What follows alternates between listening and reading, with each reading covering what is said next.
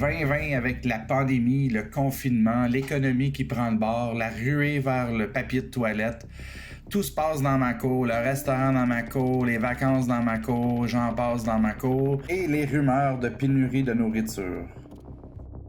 Alors, comme tout père qui se respecte, j'ai décidé de prendre les choses en main, histoire de m'aider à nourrir ma famille. J'ai voulu agrandir ma surface cultivable, j'ai envisagé toutes mes possibilités. Mais sur mon terrain, là où il aurait été parfait, côté ensoleillement et espace, j'ai mon champ d'épuration. Pas question que je cultive là-dessus, pour plusieurs raisons. Comme vous le savez déjà, là où il y a des problèmes, il y a toujours des solutions. Et j'ai trouvé la solution parfaite.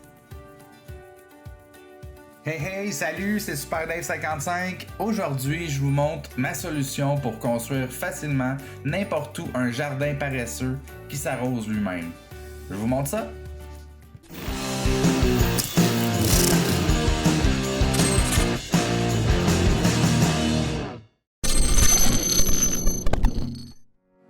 Ma solution repose sur l'idée de Larry Hall. Je vous ai placé le lien de sa vidéo dans la description. Il explique bien mieux que moi son concept et son approche. Hey, thank you Larry!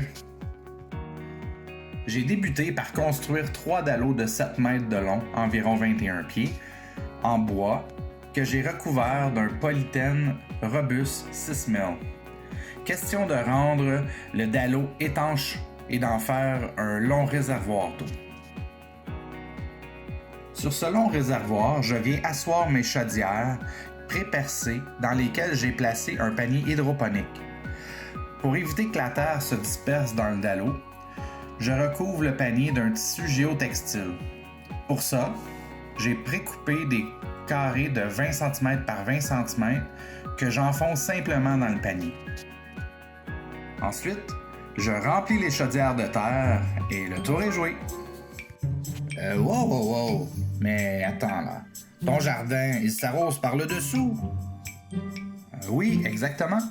Mais quand même, pour les premiers jours, on doit l'arroser sur le dessus. Question de laisser les racines s'allonger pour qu'elles puissent s'abreuver à l'eau qui est irriguée par le dessous dans la terre. Un peu comme une éponge, quoi. Oui, mais ton truc là, tu dois quand même toujours l'arroser.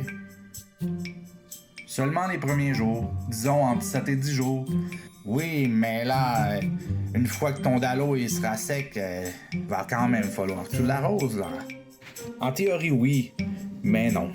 En fait, j'ai un secret, le voici. Tout est contrôlé par une flotte. Je relie donc les dallos à mon système d'arrosage par cette flotte qui contrôle le niveau d'eau en présence en tout temps dans le dallo et qui arrosera, qui ajoutera de l'eau dans le dallo selon la demande.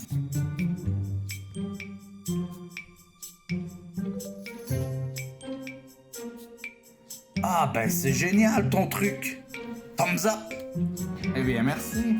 Hey, si toi aussi tu trouves cette idée géniale, mets un like, un pouce dans les airs sur cette vidéo et je t'invite à t'abonner à ma chaîne, c'est gratuit!